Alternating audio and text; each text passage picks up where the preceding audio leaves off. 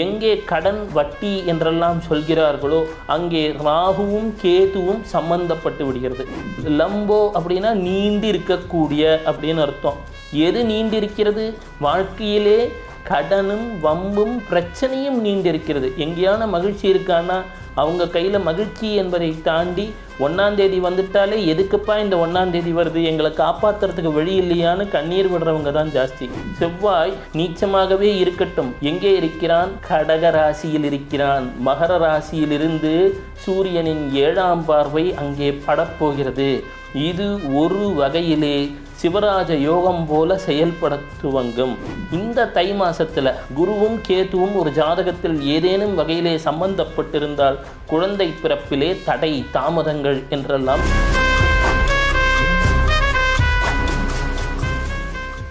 வெள்ளைக்கொம்பன் விநாயகனது பேரொருட்கருணையினாலே தை மாதம் பிறந்து விட்டது. வாழ்க்கையிலே மகிழ்ச்சியும் பெருக வேண்டும், செல்வமும் பெருக வேண்டும். இதற்கு ஏதேனும் எளிமையான ஒரு வழியை சொல்லுங்கள் என்று பலரும் எதிர்பார்க்கிறார்கள். எனக்கு தெரிந்த வகையிலே ஒரு வாழ்க்கையில் எப்பேற்பட்ட துன்பம் இருந்தாலும் சரி, கிரகத்திலே லக்னாதிபதி 6, 8, 12 நிறைந்திருந்தாலும் சரி, நீங்கள் பிறந்த வாரத்தின் நாள், உதாரணமாக நீங்கள் இப்போ சனிக்கிழமை பிறந்திருக்கீங்கன்னு வச்சுக்கோங்களேன், உங்கள் ஜாதகத்தில் அந்த சனீஸ்வரர் என்பவர் ஏதேனும் வகையிலே பாதிக்கப்பட்டிருந்து உங்கள் உடல் நலனிலோ மனநலனிலோ எப்பேற்பட்ட தயக்கங்கள் இருந்தாலும் சரி, காப்பாற்றி கரையேற்றக்கூடியது என்பது கணபதியின் புராணம் என்று சொல்லக்கூடிய அரு மருந்து. அதுவும் அது எப்போங்க வேலை செய்யும்? இந்த தை மாதம் என்று சொல்லக்கூடிய காலகட்டத்திலே கணேச புராணம் படிப்பதோ கணேச புராணம் கேட்பதோ மிக பெரும் நன்மைகளை தரும் என்று ஒரு வரலாறு சொல்கிறது. கௌண்டின்ய மகரிஷி என்ற ஒரு மகரிஷி இருந்தார்.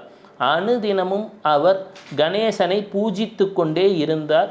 எனினும் எளிமையான ஒரு வாழ்க்கை. அவரது மனைவியான அசிரிரி என்பவர், ஐயா தினமும் தவறாது பூஜை செய்கிறீர்களே, இருந்தும் வாழ்க்கையிலே ஏழ்மை சூழ்ந்துள்ளதே, இதற்கு ஒரு விடிவே கிடையாதா என்றார்.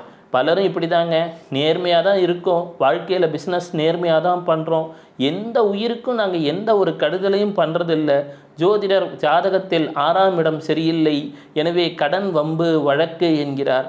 மற்றொருவரே சந்திரனும் ராகுவும் சேர்ந்துள்ளது, நீ வெறும் கன்சல்டன்சி பிஸ்னஸ் தான்ப்பா பண்ணலாம், நீ கடன் வாங்கினா சிக்கிடுவேன்னு சொல்கிறார்.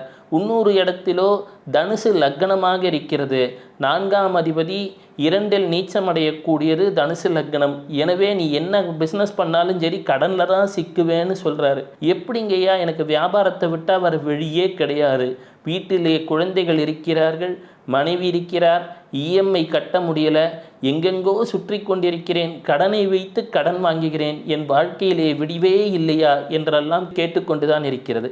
அப்போ என்னென்னா, ஜாதகத்திலே நாம் எது எங்கே இருந்தாலும் ஒரு கிரகம் 10ஆம் இடத்தில் அமர்ந்து விட்டால் 10இல் பாவியும் நல்லதே செய்வான் என்று ஒரு பழமொழி உண்டு.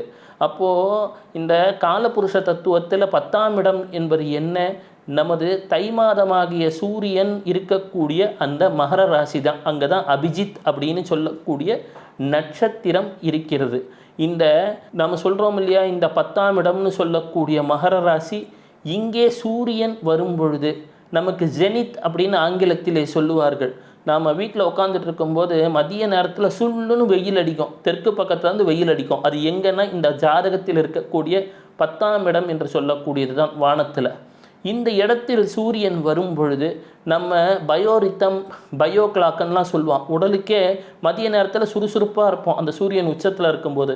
அதுபோல் நம் எண்ணமும் செயலும் மிகவும் சுறுசுறுப்பாக இருக்கக்கூடிய காலகட்டம் இந்த சூரியன் என்று சொல்லக்கூடியது மகர ராசிக்கு வரக்கூடிய இந்த நேரம். அங்கே இருக்கக்கூடிய ஆதித்யனுக்கு பெயர் என்ன? பாக ஆதித்யன். பாகம்னா பாக்கியங்களை தரக்கூடிய ஆதித்யன். சரி, இந்த ஆதித்யன் எப்பொழுது பாக்கியங்களை தருவான்? இந்த காலகட்டத்தில் செய்யக்கூடிய கணபதியின் வழிபாட்டினால.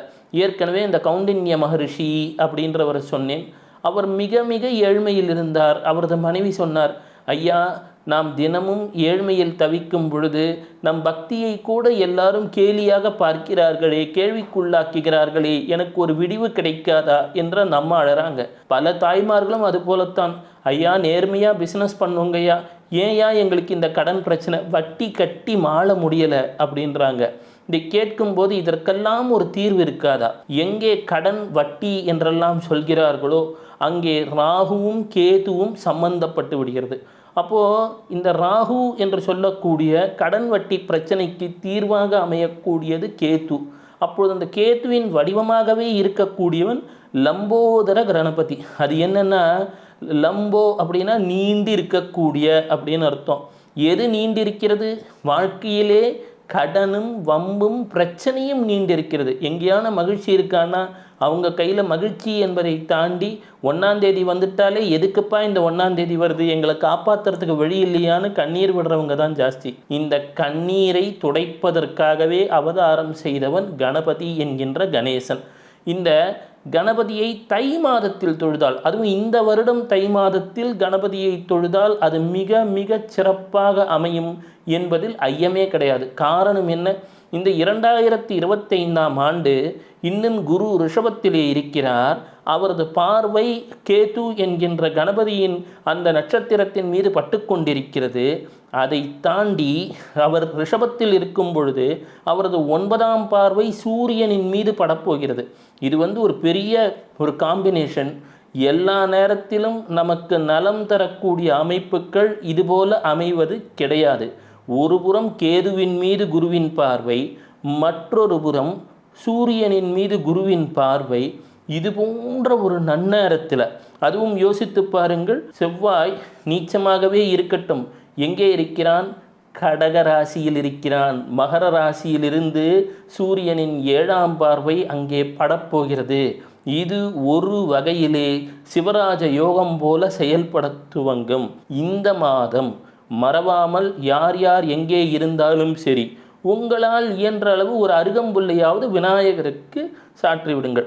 இது போன்ற ஒரு கிரக அமைப்பு ஒரு காலத்திலே வருகிறது. வரும்பொழுது நாரத மகரிஷி சொல்கிறார், இனி இன்றிலிருந்து தினமும் அருகம்புல்லாலும் வன்னிமர இலையாலும் நீ கணேசனை வழிபடு என்கிறார். அதுபோலவே அந்த கௌண்டின்ய மகரிஷியும் அனுதினமும் கணேசனை வழிபட துவங்குகிறார். நான் சொன்னதைப் போல இந்த கிரக அமைப்பு இருக்கும் காலத்திலே வழிபட வழிபட அவரது வாழ்க்கையிலே வளம் பெருக துவங்குகிறது. எனினும் அவர் மனைவி கேட்கிறார், ஏதோ அன்றாடம் உணவுக்கு வந்துடுதுங்கய்யா, இன்னும் நம் பிரச்சனைகள் தீரவில்லையே என்று சொன்ன பொழுது அந்த மகரிஷியானவர் அசிரிரி தேவியிடம் சொல்கிறார், இதில் ஒரே ஒரு அருகம்புல்லை எடுத்து சென்று இந்திரனிடம் சென்று கேள் என்கிறார்.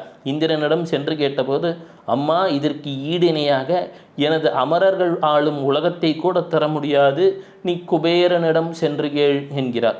திருப்பியும் அந்த அம்மா எடுத்துகிட்டு போய் குபேரன் கிட்ட கொடுக்குது. குபேரன் சொல்கிறான், என் பட்டணத்தில் இருக்கக்கூடிய அனைத்து செல்வங்களையும் விநாயகருக்கு பூஜை செய்த ஒரு அருகம்புல்லுக்கு ஈடிணையாக கற்க முடியாதம்மா, நீ என்ன கேட்குறன்னு தெரியுதா வரம்? இந்த ஒரே ஒரு அருகம்புல் தை மாதத்தில் விநாயகனை அருகம்புல்லால் பூஜித்தால் அதற்கு ஈடிணையாக 7 உலக செல்வத்தையும் சொல்ல முடியாது என்று குபேரனும் கைகுப்பி வணங்கி விடுகிறான். உடனே அந்த அம்மா வராங்க.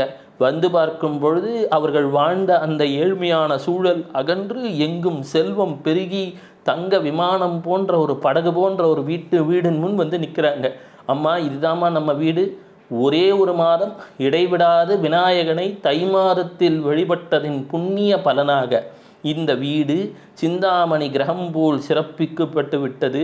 இவர் கணேசன் என்று சொல்லக்கூடியவர், கணபதி என்று சொல்லக்கூடியவர் காமதேனுவாகவும் கற்பக விருட்சமாகவும் அருளக்கூடியவர் என்று அவரது கணவர் உணர்த்துகிறார்.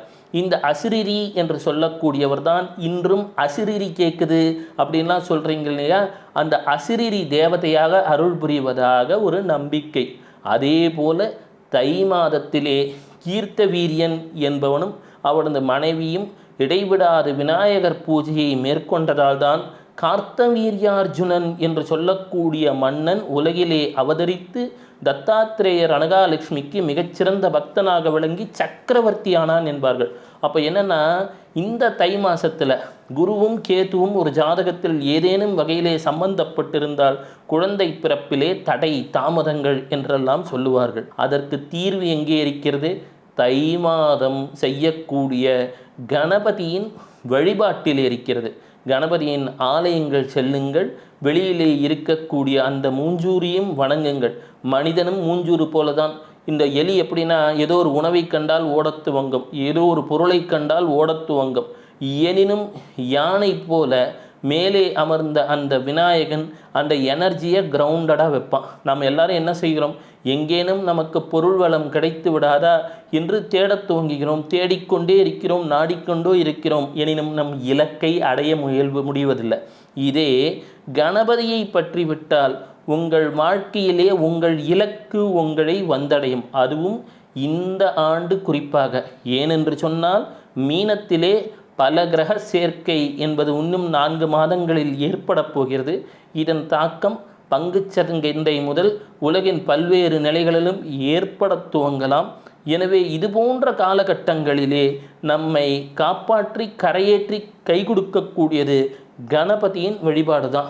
எது முடியுதோ இல்லையோ, ஓம் கம் கணபதையே நமஹா என்று அடிக்கடி சொல்லி வாருங்கள். உங்கள் வீட்டிலும் அந்த கௌண்டின்ய மகரிஷி வீட்டிலே எப்படி தங்கம், பொன், பொருள், ஆபரணம் என்று கொட்டி சேர்ந்ததோ அதுபோல சேரத் துவங்கும். இனி கவலைகள் வேண்டாம், கணபதி கை கொடுக்க வந்துவிட்டான். இந்த நிகழ்ச்சியின் மூலம் உங்களை சேர்ந்து விட்டான். இனி வாழ்க்கையில் வெற்றி மேல் வெற்றி தான். சிவசிவ. இந்த வீடியோ உங்களுக்கு பிடிச்சிருந்தா லைக் பண்ணுங்க, ஷேர் பண்ணுங்க, கமெண்ட் பண்ணுங்க. மறக்காம பெல் பட்டனை கிளிக் பண்ணிட்டு பக்தி கஃபே தமிழ் சேனலை சப்ஸ்கிரைப் பண்ணிடுங்க.